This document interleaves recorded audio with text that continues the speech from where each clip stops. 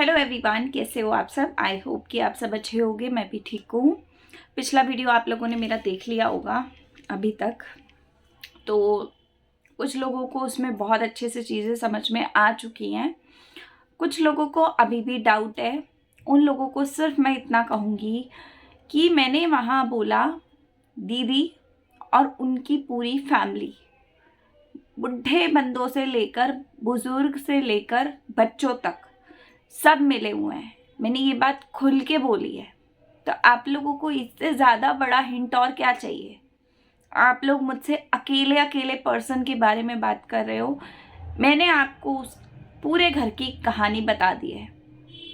वहाँ पर कोई इंसान अगर अपनी दुख बता रहा होता है तो बाकी लोग तमाशा बनाते हैं। इससे बड़ा हिंट मुझे क्या लगता है कि मुझे क्या देना चाहिए। आप लोग मुझे बता दो कि मैं इससे बड़ा हिंट और क्या दूं, है ना। क्योंकि वहाँ पर गंदगी इस हद तक की है कि शब्दों में तो मैं बोल ही नहीं सकती। एक इंसान होता है, उसके घर में अगर किसी के भी घर में कोई भी लड़की ऐसा कुछ करती है, उसके फैमिली वाले 10 सवाल करते हैं, 10 बातें करते हैं, 10 चीज़ों पे बात होती है। लेकिन आज तक आपने किसी को अप्रिशिएट करते हुए या ये करते हुए कि हाँ ठीक है हम समझाएंगे, ये करते हुए कभी ज़िंदगी में आपने किसी को देखा है? नहीं देखा होगा, मैंने भी नहीं देखा। और शायद इसीलिए मुझे झटका लग रहा है कि भाई ये क्या चल रहा है ना। एक इंसान गलती करता है, हमारा फ़र्ज़ बनता है कि हम उसे समझाएं, हम उसे बताएं। हम सामने वाले को ये अगर किसी को बोल रहे हैं कि हाँ ठीक है हम उस इंसान को समझाएंगे, ये बोल रहे हैं, तो हमारा फ़र्ज़ बनता है कि हम उस इंसान को सच में समझाएं। और अगर हम उसको नहीं समझा सकते तो हम ऐसी झूठी बातें किसी के साथ करें ही ना, मेरे को जहाँ तक लगता है। आप लोग मुझे बताओ क्या मैं गलत बोल रही हूँ इस बारे में। आप लोग खुद बताना कि अगर किसी इंसान को हम बोलते हैं कि हाँ इसकी गलती हो गई तो हम इसको समझाएंगे, तो उस इंसान का जो ये स्टेटमेंट पास करता है, उस इंसान का फ़र्ज़ क्या बनता है कि उस इंसान को सच में समझाना जिसकी गलती है। लेकिन वहाँ अगर तमाशा बनाया जा रहा है उस चीज़ को एक जोक की तरह, एक मजाक की तरह लिया जा रहा है, तो आप उस चीज़ को क्या बोलोगे उस चीज़ को। साथ ही साथ हर एक इंसान को अपने पैरों की जूती समझना, ये कहाँ से सही है? मुझे नहीं लगता कि कहीं से भी सही है। घमंड इंसान में होना ज़रूरी होता है। मैं भी मानती हूँ कि हर एक इंसान में घमंड होता है और होना भी चाहिए।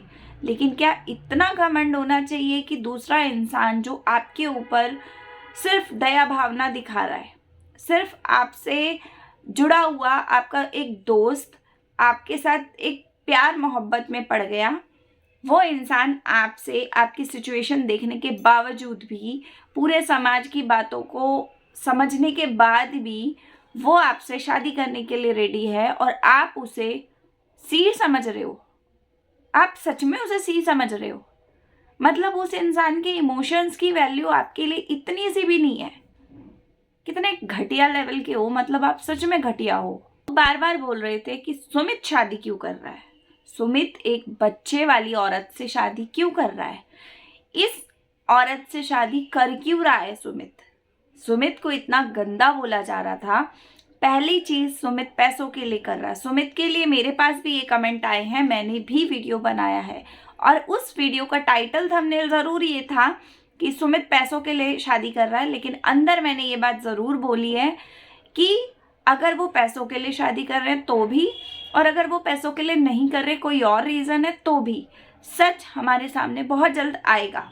जब ये शादी हो जाएगी तब धीरे धीरे सब कुछ सोशल मीडिया पे आ जाएगा। तो मैंने अपनी ऑडियंस को उस वीडियो में भी यही बोला था कि आप लोग वेट कीजिए, और आज भी बोलती हूँ कि आप लोगों के सामने सारा सच आ गया।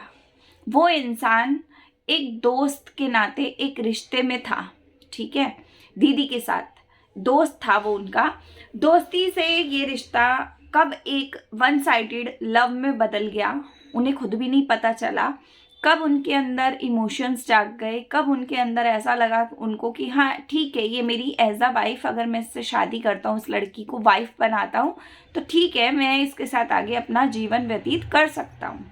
उस इंसान को जब ये लगा, तब उस इंसान ने अपने घर वालों को मनाया। ऑब्वियसली कोई भी नहीं मानेगा, ये मानने वाली बात ही नहीं थी, लेकिन फिर भी उस इंसान ने अपने पूरे तरीके के एफर्ट्स लगाए। उस इंसान ने एक शादी के लिए सबकी हाँ करवाई। भरे समाज में उस इंसान ने एक औरत का हाथ थामा ना, सगाई की ना, लेकिन उस इंसान को क्या मिला? उसका मजाक बनाया गया कि उस सी के चक्कर में, सी से सगाई करने के चक्कर में मैंने 15 लाख रुपए कमाए। आप खुद सोचो कि क्या वो सी है? जिसके साथ भी आप इमोशंस, थोड़ा सा अगर कोई इमोशंस के साथ आपके साथ कनेक्टेड हो जाता है, आप उसको सी समझने लग जाते हो और आप उसका सच में चूतिया काट भी देते हो। रियलिटी ये है। मैं गाली देना नहीं चाहती हूँ, ये गाली का शब्द यूज़ नहीं करना चाहती, लेकिन मैं सच बता रही हूँ, आप ये कर रहे हो और कर चुके हो, 2 बार कर चुके हो। पहला आपने सुमित के साथ किया, दूसरा आपने सचिन के साथ किया, और सचिन को भी आज भी आप नहीं छोड़ रहे हो। उसको आज भी आपने अपने चंगुर में फंसाया हुआ है, पता नहीं क्या किया हुआ है। लोग बोल रहे हैं कि जादू टोना हुआ पड़ा है, मैं तो मानती नहीं हूँ, लेकिन अब तो मुझे भी फील होने लगा है यार, कुछ तो है। मुझे नहीं पता कि क्या है, लेकिन कुछ तो है भाई, क्योंकि इतना बंदा बेवकूफ़ कैसे हो सकता है?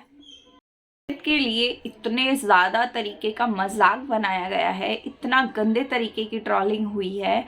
उस इंसान के परिवार का कोई मेंबर, ज़्यादातर मेंबर नहीं है सोशल मीडिया पे, लेकिन उन सारे मेंबर्स को गालियां पड़ी हैं। और दीदी ने एक बार रोकने की कोशिश नहीं की, एक बार भी कोशिश नहीं की कि भाई मेरे ससुराल वालों को मत बोलो कुछ, या उनके लिए ट्रोलिंग मत करो। कुछ नहीं बोला, क्योंकि भाई अपने पे फ़र्क पड़ता है दीदी को, बाकियों पे नहीं पड़ता। अपने पे अगर कोई बोल दे तो फटाफट आ जाती है कमेंट में लड़ने, मैं लीगल एक्शन ले लूँगी, मैं ये कर दूँगी, मैं वो कर दूँगी। अब इतने लोग तमाशा बना रहे हैं, अब कहाँ गए वो लीगल एक्शन? किधर गए? अब नहीं आएंगे बाहर, क्योंकि अब गलती खुद की है। आकर बोलो ना एक बार कि हम लीगल एक्शन ले रहे हैं या हम लेंगे। अब आप बोलो एक बार। अब आपका एक बार बोलने का देर है और आपके वीडियोस वायरल हो जाने हैं, उसी समय लोगों के चैनल्स पे आ जाएंगे, लोगों ने तमाशा डाल देना है पूरा करके। मतलब आप खुद फंस जाओगे उस सब चीज़ों में। जो कांड आप कर रहे हो, अगर आपकी ही कंप्लेन हो जाए तो आप सच्ची में फंस जाओगे। और मैं अभी भी कहूँगी कि सचिन को छोड़ दो, बख्श दो। आपको अगर अपना ही देखना है तो कुछ अच्छा ढूंढ लो। बहुत पड़ा है मार्केट में माल, ऐसा कुछ नहीं है कि कुछ नहीं पड़ा। बहुत सारे प्रोडक्ट मिलेंगे जो आप जैसे भी होंगे, मिलते जुलते होंगे। नहीं होंगे तो कुछ ऐसा ढूंढ लो कि भाई इस लड़के का घर ना उजड़े, है ना, सचिन का घर ना उजड़े। बाकी आप जो मर्जी कर लो अपनी लाइफ में, हम सब कुछ एक्सेप्ट करने के लिए रेडी हैं। अगर आप कुछ भी लाके खड़ा कर दोगे हमारे सामने, हम कुछ नहीं बोलेंगे। हम नहीं बोलेंगे कि भाई आपने ये लड़का क्यों ढूंढा, रत्ती भर नहीं बोलेंगे। पर सचिन की ज़िंदगी जो है वो बख्श दो, उसको उसके हाल पे छोड़ दो। वो जाने, उसकी बीवी जाने, चाहे वो कैसे भी ज़िंदगी बिताए, व्लॉग बनाए ना बनाए, साथ में आए ना आए, या कुछ भी करे, वो उनके ऊपर छोड़ दो। पर उस लड़के को बख्श दो कि भाई कम से कम उस मनीषा की ज़िंदगी तो बर्बाद नहीं होगी ना। वो लड़की सच में प्यार करती है, तो शायद इसी वजह से इतना ही ज़्यादा इस समय टूट चुकी है कि भाई उसको समझ में नहीं आ रहा कि करना क्या है। आप इसी चीज़ का फ़ायदा उठा रहे हो। आपको ईगो में चीज़ें जो चली गई हैं, वो ईगो में पता नहीं मुझे क्यों गई हैं, क्यों नहीं गई। क्योंकि भाई मनीषा की गलती नहीं है, वो तो सही बात कह रही है, भाई मेरा प्रोडक्ट है या मेरा पति है, तुम कैसे उसके ऊपर डोरे डाल सकती हो? लेकिन तुम, मतलब तुम्हें ऐसा फील आ रहा है कि भाई मुझे बोल कैसे दिया उसने, उसकी हिम्मत कैसे होगी, उसने ये बात बोल कैसे दी। तो बस इस चीज़ के चक्कर में उस लड़की की पूरी ज़िंदगी तबाह करने का प्लानिंग सोच के बैठ गए हो। और आपके घर के लोगों को भी शर्म नहीं है कि भाई थोड़ा सा कंट्रोल कर लो, थोड़ा सा तो संभल जाओ। अब तो कितना कमा लिया, अब कितना कमाओगे, कहीं तो रुक जाओ, शर्म कर लो थोड़ी। लेकिन नहीं करोगे आप, शर्म होगी तो करोगे ना, होनी भी तो चाहिए। आप लोगों के पास तो शायद है ही नहीं, दुनिया भर की शर्म बेच के खा ली है ना। चलिए गाइस, इस वीडियो को एंड करते हैं यहीं पे, मिलते हैं अगले वीडियो में। वीडियो पसंद आया हो तो लाइक शेयर सब्सक्राइब ज़रूर कीजिएगा, ज़्यादा से ज़्यादा कमेंट कीजिएगा, शेयर कीजिएगा। मिलते हैं अगले वीडियो में, तब तक के लिए बाय, टेक केयर।